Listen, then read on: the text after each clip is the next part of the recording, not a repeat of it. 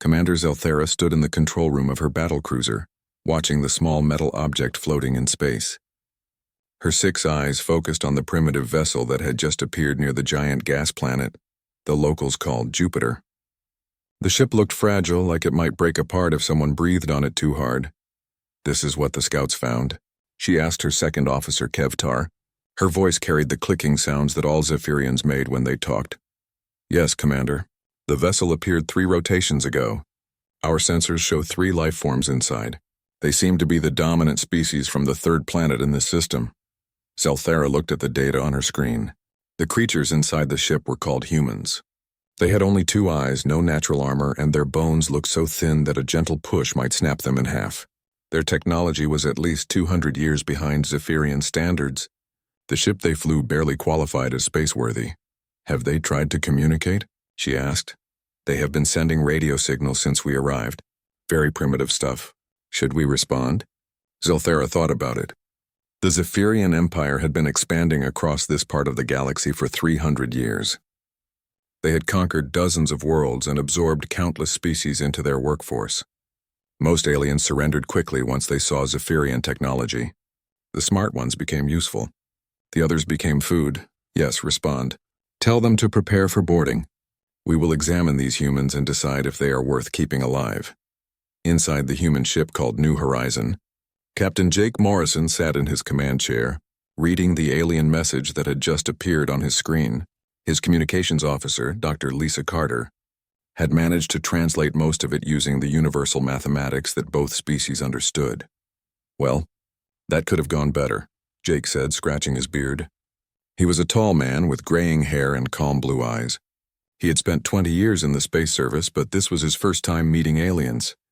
"They want to board our ship," Lisa said. She was younger than Jake, with short brown hair and the kind of sharp mind that made her Earth's best xenobiologist. "The message says we should prepare for examination." Lieutenant Ben Walsh, the team's military advisor, checked his sidearm. "Captain, I recommend we refuse. If these aliens wanted a friendly chat, they would not have surrounded us with warships." Jake looked at the tactical display. 12 alien vessels had appeared around them like magic. Each ship was 3 times larger than New Horizon, and bristled with weapons that could turn them into space dust in seconds. "Ben, those ships could destroy us before we even thought about fighting back. Let them board. We are here to make first contact, not start a war." "Sir, with respect, I think the war might have already started," Ben said. He was a young Marine with steady hands and suspicious eyes. "Look at how they positioned their ships. This is not a diplomatic formation," Jake nodded. Ben was right, but they had few choices. "Lisa, start recording everything. Document their appearance, their technology, their behavior. If we do not make it home, at least our data might help Earth prepare." "Already on it, Captain. I have been recording since they appeared." 20 minutes later, the humans felt their ship shake as something attached to their hull. The airlock hissed open, and 3 alien creatures walked inside. They were tall and thin, with gray skin that looked like leather. Their faces had too many eyes and teeth that seemed designed for cutting meat. The lead alien spoke through a translation device attached to its throat. "I am Commander Zelthera of the Zephyrian Empire. You will submit to examination and questioning." Jake stood up slowly, keeping his hands visible. "I am Captain Jake Morrison, representing Earth. We come in peace and hope to establish friendly relations between our species." Zelthera made a sound that might have been laughter. "Peace is not something you are in a position to offer, human. Your species will serve the Empire or be eliminated. The choice is simple." "I see," Jake said calmly. "And what if we choose neither?" "That is not an option." Lisa stepped forward, her recorder still running. "Commander Zelthera, may I ask about your ship's propulsion system? The energy readings are fascinating." The alien commander looked at her with all 6 eyes. "You wish to study our technology? Interesting. Most species beg for their lives when they meet us. Most species probably have not spent their entire history fighting each other." Jake said quietly. "Humans are different." "Different how?" Jake smiled, but it was not a friendly expression. "We do not give up easily. In fact, we do not give up at all." Zelthera ordered her soldiers to secure the humans and bring them to the Zephyrian ship. As they walked through the alien corridors, Lisa continued asking questions about everything she saw. She wanted to know how their gravity systems worked, what materials they used for their walls, and how they processed their air. Ben walked quietly, but his eyes took note of guard positions, weapon types, and exit routes. He counted 17 different ways the aliens could kill them, and started thinking about how to reduce that number. Jake simply observed and listened. He noticed that the aliens seemed very confident, almost bored. They treated the humans like children who had wandered into adult business. That confidence would be useful later. In the interrogation room, Zelthara asked many questions about Earth. How many humans lived there? What kind of weapons did they have? How strong was their military? Jake answered honestly. 7 billion humans. Nuclear weapons, but nothing that could threaten ships in space. Their military was strong by human standards, but compared to Zephyrian technology, it was like comparing a bow and arrow to a laser cannon. Your species sounds pathetic, Zelthara said. Why should we not simply take your planet and use your people as workers? Because, Jake said, his voice still calm, that would be the biggest mistake in your species' history. The alien commander leaned forward. Explain. Humans have been fighting wars for thousands of years. We have fought each other with sticks and stones, with swords and guns, with tanks and aircraft and nuclear bombs. We have turned warfare into an art form. We have studied every possible way to kill our enemies and protect our friends. Your primitive weapons cannot harm us. Our weapons will not stay primitive, Lisa added. Humans learn very quickly, especially when their survival depends on it. And we never forget an enemy, Ben said quietly. Ever. Zelthara made her clicking laugh again. You think your species is special? We have conquered hundreds of worlds. Every species thinks they are different. Every species thinks they can resist the Empire. Maybe, Jake said. But how many of those species spent their entire history trying to kill each other and learned to be very, very good at it? The alien commander paused. Something in the human's tone made her uncomfortable, though she could not say why. Take them to the holding cells, she ordered. We will discuss their planet's fate with the High Command. As the guards led them away, Jake turned back to Zelthara. Commander, I want you to remember this conversation. When your people are running for their lives across the galaxy, remember that I tried to warn you. Warn me of what? That when you attack Earth, you will not be fighting just another species.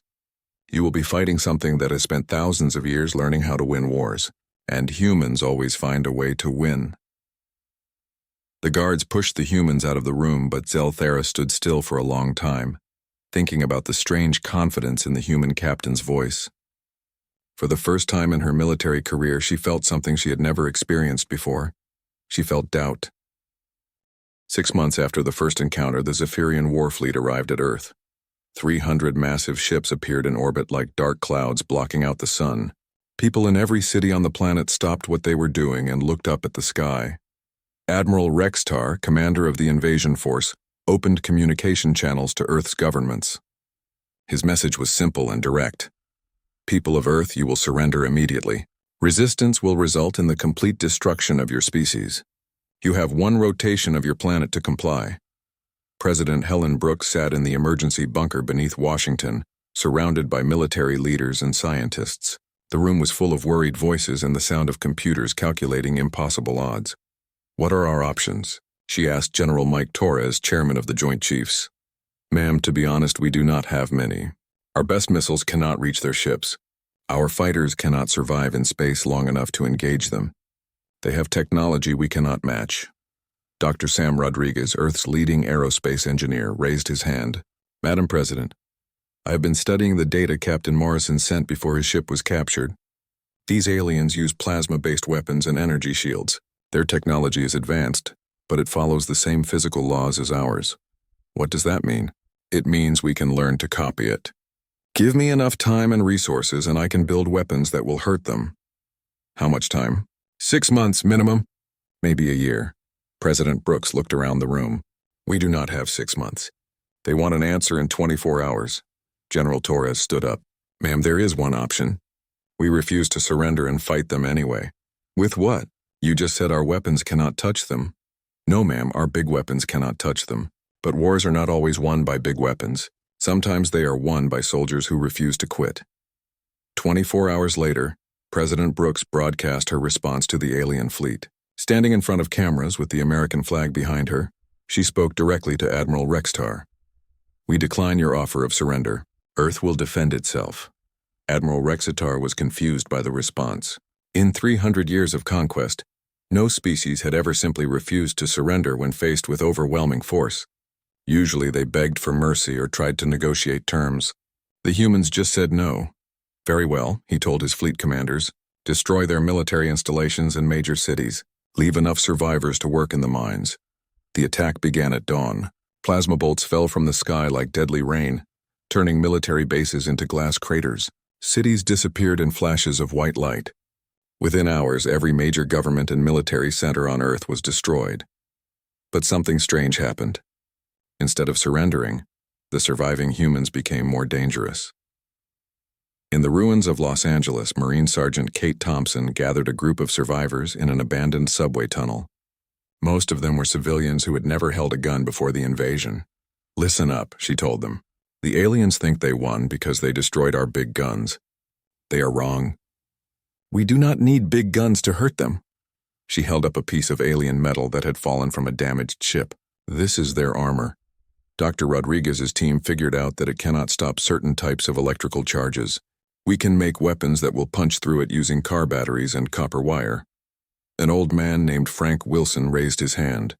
Sergeant, how do you know this will work? Because we tested it on alien prisoners yesterday. It works very well.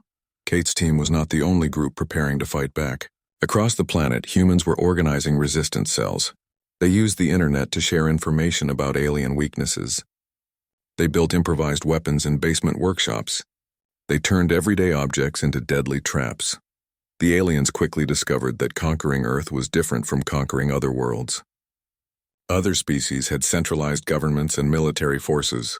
When you destroyed the capital and the army, the species surrendered. Humans had no central command. Every city, every town, every neighborhood seemed to have its own group of fighters. Captain Velker landed with the first ground assault on Chicago. His orders were simple: secure the city and round up human workers for the slave camps. It should have been easy work. Instead, his battalion walked into a nightmare. The humans had turned their own city into a weapon. Every building was a potential ambush site. Every street was filled with hidden explosives. Every human civilian might be carrying a bomb or a homemade weapon designed to kill Zephyrians. Sir, we have taken heavy casualties in Sector 7, reported Lieutenant Nextel. The humans are using improvised explosive devices hidden in abandoned vehicles. How many humans are we facing? Felker asked. That is the problem, sir. We cannot tell who is a fighter and who is a civilian. They all look the same, and they all seem willing to fight. In the ruins of a shopping mall, engineer Tom Carter and his team worked frantically to reverse engineer a captured alien weapon. Tom was Sam Rodriguez's nephew, and he had inherited his uncle's gift for understanding technology. The power source is some kind of contained plasma, he explained to his assistants. If we can figure out how to contain our own plasma, we can build weapons just as powerful as theirs. How long will that take? Asked Dr. Amy Foster, a physicist who had joined the resistance after her university was destroyed. Normally, 10 years. But we do not have 10 years. So we will do it in 10 weeks. Is that possible? Tom smiled grimly. My uncle always said that humans do their best work when they are about to die. Let us find out if he was right. Meanwhile, in orbit, Admiral Rextar was receiving reports that made no sense. His ground forces were taking casualties at an impossible rate.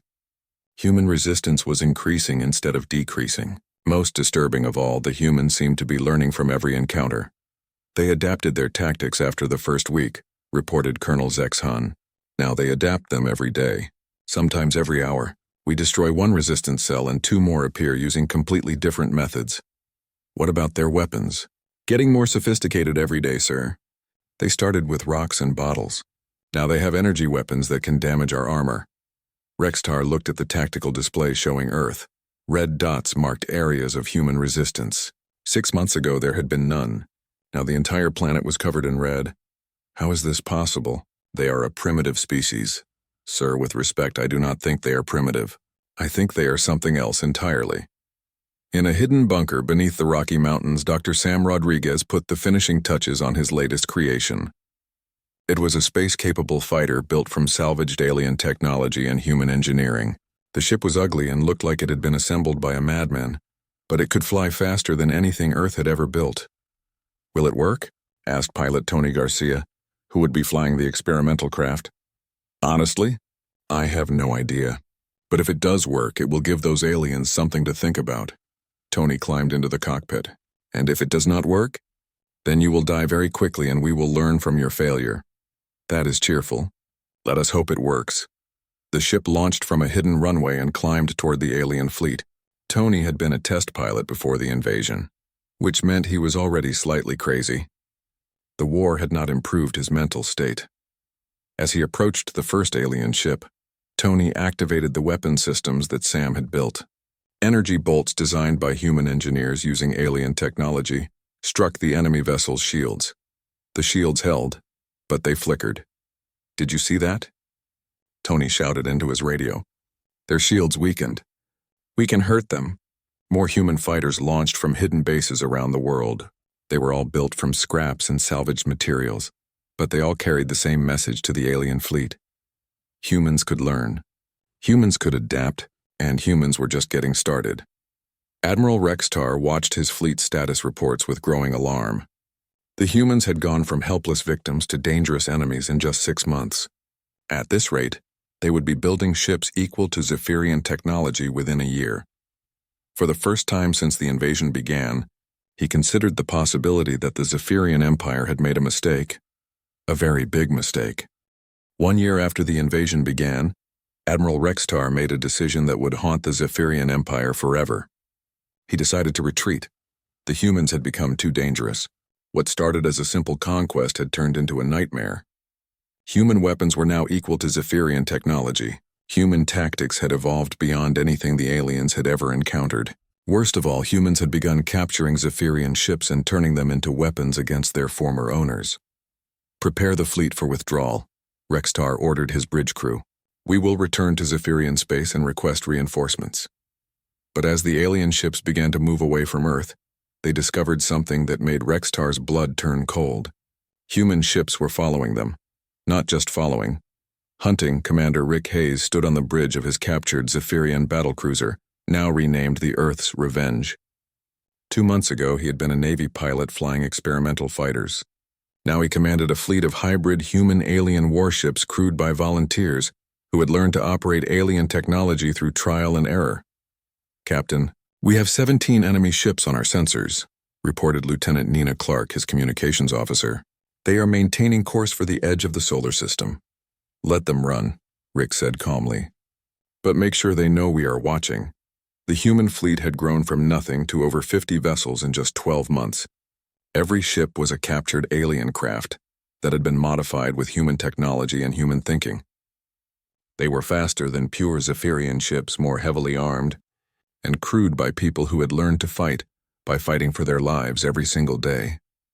But the ships were not the most dangerous part of the human fleet. The most dangerous part was the crew.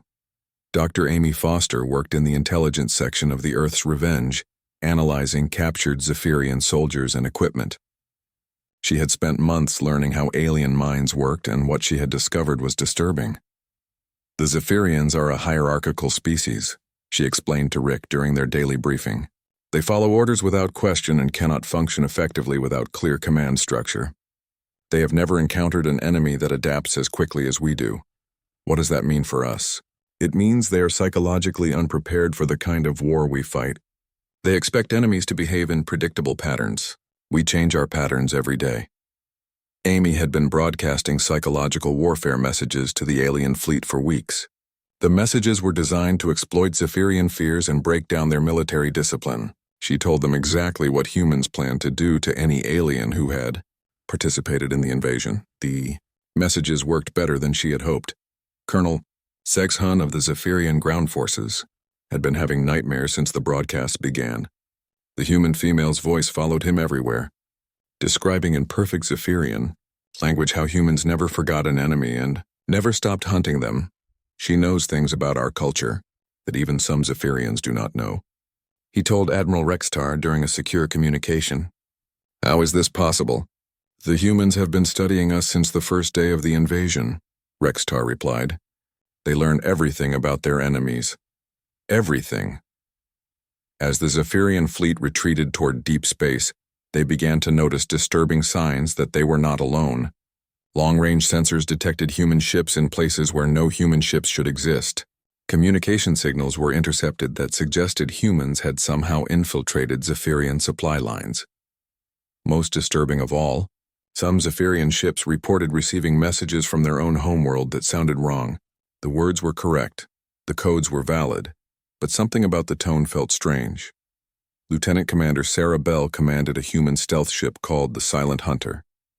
Her job was to stay ahead of the retreating alien fleet and gather intelligence on their destination. She had been in space for 3 months, living on captured alien rations and breathing recycled air. "Captain, I have located the alien supply depot," she reported to Rick Hayes. "It is a massive station in the Beta Centauri system, heavily defended. Can we take it? Not with conventional assault. But I have a better idea." Sarah's plan was typical of human military thinking. Instead of attacking the station directly, she infiltrated it by disguising her ship as a damaged Zephyrian vessel requesting emergency repairs. The aliens, following their standard procedures, allowed her to dock.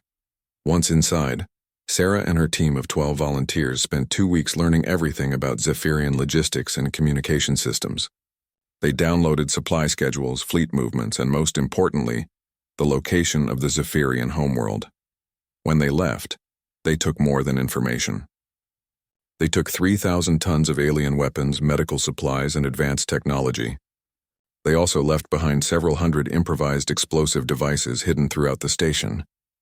The depot exploded 2 days after they departed, taking with it 6 months' worth of supplies intended for the Zephyrian fleet. But even more valuable than the supplies was what Sarah's team had learned about Zephyrian society. They had recorded conversations, copied cultural files, and observed alien behavior in their natural environment. This information was immediately transmitted to Dr. Amy Foster for analysis. "Rick, you need to see this," Amy said, calling him to her laboratory. "I have been studying the cultural data that Sarah captured. The Zephyrians are not just militarily vulnerable, they are psychologically fragile." "Explain." "Their entire society is based on the belief that they are the apex predators of the galaxy. They have never encountered a species that could match them technologically or tactically. The idea that humans might be superior to them in any way is literally unthinkable. And we are not just superior to them tactically. We are superior to them in every way that matters in warfare. We adapt faster, we learn quicker, we improvise better, and we never give up. Ever." Amy showed Rick a psychological profile she had compiled based on interrogations of captured aliens. "Look at this. After 1 year of fighting humans, 30% of Zephyrian soldiers show signs of severe mental stress. They are having nightmares about human faces. Some of them refuse to sleep because they dream about being hunted." "Good," Rick said coldly. "Maybe they will think twice before invading someone else's planet." Meanwhile, the human pilot Tony Garcia had become something of a legend among both species. He had survived more space battles than any other human pilot, and his tactics had become increasingly creative and disturbing from the alien perspective. During the Battle of Europa Station, Tony's fighter had been badly damaged by alien fire. Any reasonable pilot would have retreated or ejected. Instead, Tony aimed his crippled ship at the largest enemy vessel and activated his ship's self-destruct system. The resulting explosion destroyed the alien battlecruiser and severely damaged 2 other ships. Tony survived because he ejected at the last possible second. But the message he sent was clear. Humans would sacrifice anything to win. "The human pilot could have escaped safely," reported Captain Velcour to his superiors. "Instead, he chose to destroy himself to kill us." "What kind of species does this?" The answer was spreading through the Zephyrian fleet like a virus. Humans were the kind of species that treated their own lives as weapons to be used when necessary. They were the kind of species that never retreated, never surrendered, and never stopped learning how to kill their enemies more efficiently. As the alien fleet finally reached the edge of human space, Admiral Rextar received the most disturbing report yet. Long-range sensors had detected human ships near the Zephyrian homeworld, over 50 light-years away. "How is this possible?" he demanded of his science officer. "Human ships cannot travel faster than ours." "Sir, analysis suggests that the humans have been using our own supply routes against us. They have been infiltrating our transportation network and using it to position forces throughout our territory." Rextar stared at the sensor display in horror. Somehow, in just 1 year, Humans had gone from a primitive planetary species to an interstellar threat capable of striking at the heart of the Zephyrian Empire. He thought about the warning that Captain Morrison had given Commander Zelthera over a year ago. The human had said that attacking Earth would be the biggest mistake in Zephyrian history. Looking at the tactical display showing human forces positioned throughout Zephyrian space, Rextar realized that the human had been right. The Zephyrians were no longer the hunters, they had become the prey. Commander Zelthara stood in what remained of the Zephyrian High Command Center on their homeworld of Zephyr Prime. 6 months ago, this building had been the symbol of an empire that stretched across 12 star systems. Now half of it was in ruins and the other half was crawling with humans. The strangest part was that the humans had not conquered Zephyr Prime through violence. They had simply appeared one day, walking through the streets as if they owned the place. By the time the Planetary Defense Force realized what was happening, human diplomats were already meeting with government officials in the Capitol building. "Status report," Zelthera said to her aide, though she was no longer sure if she was giving orders or just asking questions. "Ma'am, human forces now control the orbital defense platforms, the primary spaceport, and the central communication hub. They have made no hostile moves, but they have effectively taken control of all strategic locations." Zelthera tried to understand how this was possible. The humans had been fighting a war against the Zephyrian Empire for 18 months. How had they managed to reach the homeworld and infiltrate it so completely? The answer walked into her office wearing a human military uniform and a friendly smile. "Commander Zelthera," said Captain Jake Morrison, extending his hand in the human gesture of greeting. "It is good to see you again." Zelthera stared at the human who had been her prisoner over a year ago. He looked older and more tired, but his eyes still held that same calm confidence that had disturbed her during their first meeting. "How are you here?" she asked. "We took a shortcut," Jake said, sitting down in a chair without being invited. "Your empire has very efficient transportation networks. Once we figured out how to use them, getting around became much easier." "That is impossible. Our security protocols would prevent any unauthorized use of Imperial transport systems." Jake smiled. "Commander, you have been fighting humans for over a year. Have you learned nothing about what we consider possible? In fact, the human infiltration of Zephyrian space had been a masterpiece of planning and execution. While the main alien fleet was retreating from Earth, human special forces teams had been using captured ships to insert themselves into the Empire's transportation and communication networks.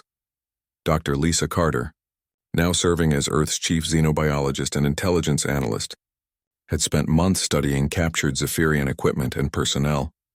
Her team had learned to mimic alien communication protocols so perfectly that they could send messages through Imperial channels without detection. The key was understanding their psychology. Lisa explained to a room full of human military commanders during a briefing on Earth. "Zephyrians follow orders without question. If you send them an order through proper channels using correct protocols, they will obey it even if the order comes from an enemy." Using this knowledge, human agents had gradually taken control of Zephyrian supply lines, communication networks, and transportation systems. They did not destroy these systems, they became part of them. Lieutenant Ben Walsh, now promoted to colonel, commanded a special operations unit that had spent 6 months living among Zephyrian civilians on various worlds throughout the Empire. His teams had learned alien languages, customs, and social behaviors so well that they could pass for Zephyrians in casual encounters. "The amazing thing is how easy it was," Ben reported during a secure communication with Earth Command. "Zephyrians are so hierarchical that they never question authority figures. If you wear the right uniform and use the right words, they will follow your orders without hesitation." Ben's teams had used this trait to gradually take control of key installations throughout the Empire. They would arrive at a facility wearing Zephyrian uniforms and carrying forged transfer orders. The local commanders would hand over control without resistance. But the most disturbing development from the Zephyrian perspective was not military conquest. It was cultural absorption. Dr. Amy Foster had expanded her psychological warfare program into something much more sophisticated. Instead of simply demoralizing enemy soldiers, she was now working to integrate willing Zephyrians into human society. "Many aliens are actually eager to join us," she reported to the human leadership. "The Zephyrian Empire is not popular among its own citizens. Most Zephyrians are tired of constant warfare and strict social controls. When they see how humans organize their society, many of them want to become part of it. This was perhaps the most terrifying aspect of human expansion from the alien perspective. Humans did not just conquer their enemies, they converted them. Commander Rick Hayes, now Admiral of the human space fleet, found himself in command of over 200 ships crewed by a mixture of humans and aliens working together. Many of his best officers were former Zephyrian soldiers who had voluntarily switched sides. "Admiral, incoming transmission from Zephyr Prime," reported Captain Elena Rodriguez, his communications officer. She was one of Dr. Sam Rodriguez's daughters, and like her father, she had a gift for understanding complex technology. "Put it through." The transmission was from Admiral Rextar, leader of the original invasion force that had attacked Earth. The alien commander looked exhausted and defeated. "Admiral Hayes, I wish to discuss terms." "Terms for what, Admiral?" "Terms for our surrender," Rick paused.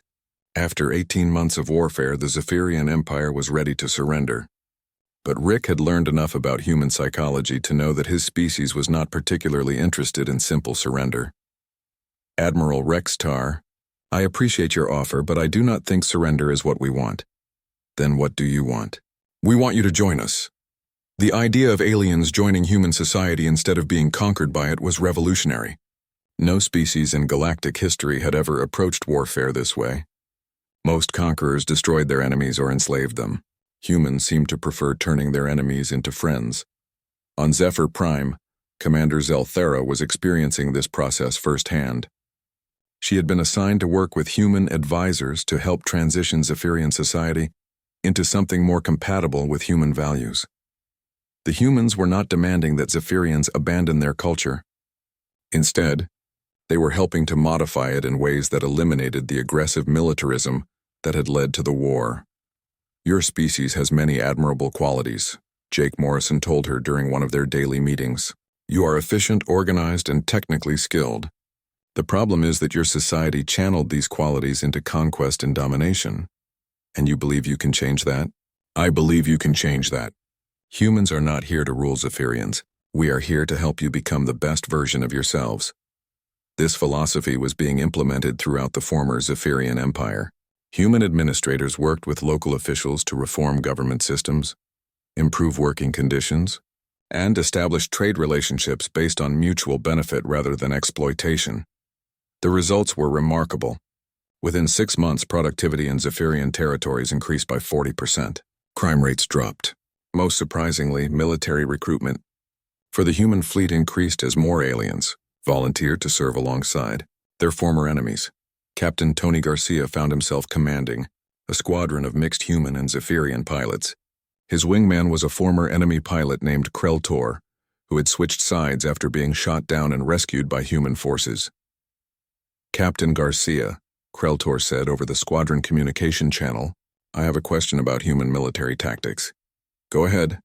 "Krell, why do humans risk their lives to rescue enemy pilots? When I was shot down, your people could have left me to die. Instead, they saved my life and offered me a place in your squadron. This makes no strategic sense." Tony thought about the question for a moment. "Krell, humans believe that anyone can become human if they choose to. It does not matter what species you were born as or what side you started fighting on. What matters is what you choose to become." "And what have I become?" "You have become human, Krell. Welcome to the family."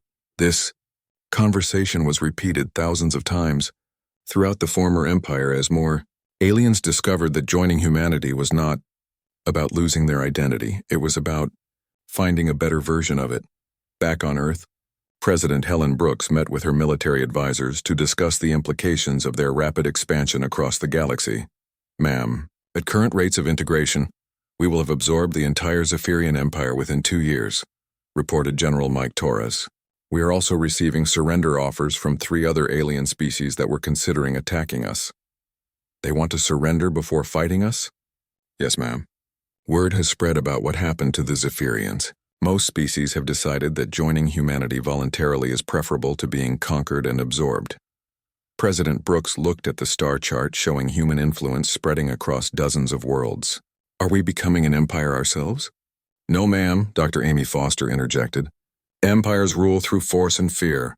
We are creating something different. We are creating a community based on shared values and mutual cooperation." And if other species refuse to join this community? Dr. Foster smiled. Ma'am, based on our psychological profiles of galactic species, very few will refuse. The alternative to joining humanity is being left behind while the rest of the galaxy evolves into something better. 5 years after the first human ship had been captured near Jupiter, former Commander Zelthera sat in her office aboard the exploration vessel, New Unity. The ship was a joint human-Zephyrian construction, designed using the best technology from both species and crewed by volunteers from dozens of different worlds. She was no longer a military commander. Her new title was Cultural Integration Specialist, and her job was to help newly contacted species understand what it meant to become part of the human community. It was work she had come to love, though she sometimes wondered what her younger self would think of her current life. Today, she was preparing a message that would be broadcast throughout the galaxy. It was a warning, but not the kind of warning she once would have given. Begin recording, she told the ship's artificial intelligence, a hybrid system that combined human creativity with Zephyrian efficiency. Recording active. Specialist Zelthera. She looked directly into the camera, her 6 eyes reflecting the gentle lights of the ship's bridge. Behind her, human and alien crew members worked together with the kind of easy cooperation that would have been impossible to imagine just a few years earlier. My name is Zelthera, formerly a commander in the Zephyrian Imperial Fleet, now serving as a cultural integration specialist in the Terran community. I am recording this message for any species that might encounter humans in the future. Consider this a warning, though perhaps not the kind you might expect. She paused, thinking about everything that had happened since that first meeting with Captain Morrison. 5 years ago, my species made what we believed was a simple decision. We decided to conquer a small primitive world called Earth. The humans seemed weak, technologically backward, and completely unprepared for war against an advanced civilization. We were wrong about everything. In the months since the integration of the Zephyrian Empire, similar messages had been sent to dozens of other species throughout the galaxy. Most had chosen to establish peaceful contact with humanity, rather than risk the fate of the Zephyrians. A few had tried to test human military capabilities. None of those tests had ended well for the aggressors. The Krallic hegemony had attempted to raid human shipping lanes 6 months ago. Within weeks, human negotiators were sitting in the Krallic capital, offering trade agreements and cultural exchange programs. The Krallic leadership found themselves signing treaties that gave them better economic terms than they had enjoyed in centuries. The Vorthon Collective had tried a more direct approach, sending a battle fleet to destroy human colonies in the Outer Rim territories. The fleet had been intercepted by Admiral Rick Hayes and his multinational squadron. But instead of destroying the Vorthon ships, the humans had disabled them and offered their crews the chance to join the Terran community as equal partners. 70% of the Vorthon fleet had accepted the offer immediately. You must understand, Zelthera continued in her recording, humans do not fight wars the way other species fight wars. When most species go to war, they seek to destroy or dominate their enemies. Humans seek to understand their enemies so completely that they can offer them something better than what they currently have. She looked at a data pad showing the current statistics for the Terran community. Over 60 different species now participated in the alliance. Trade between member worlds had increased by 300%. Scientific advancement had accelerated dramatically as different species shared their knowledge and perspectives. Most remarkably, conflicts between member species had dropped to almost zero. It was hard to fight someone when you were working together to explore new worlds and develop new technologies.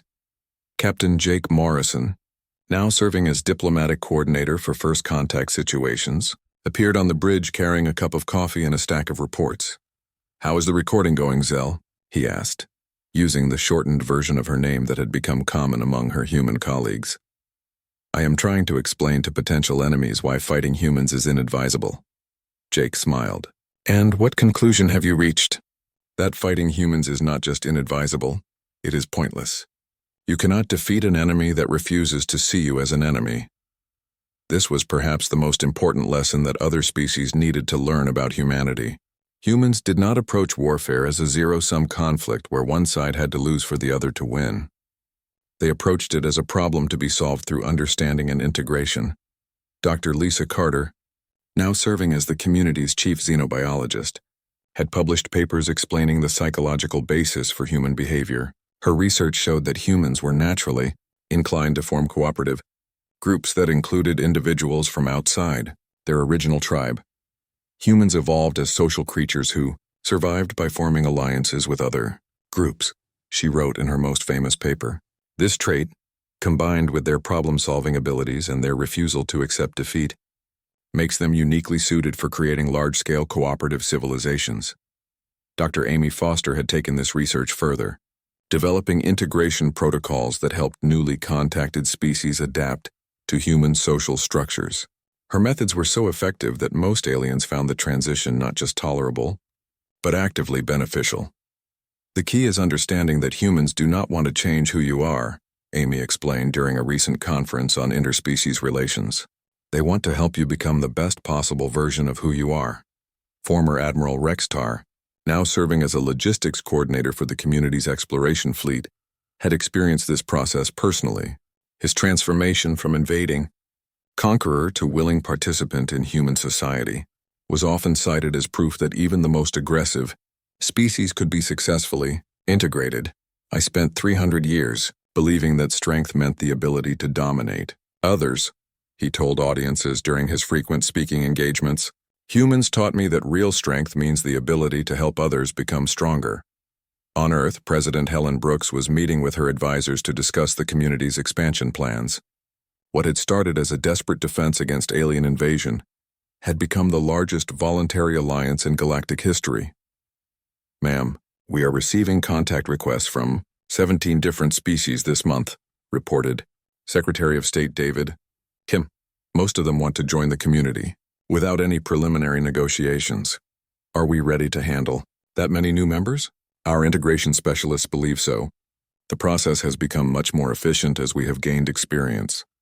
Dr. Sam Rodriguez, now director of the community's technology development program, raised his hand. Ma'am, there is another consideration.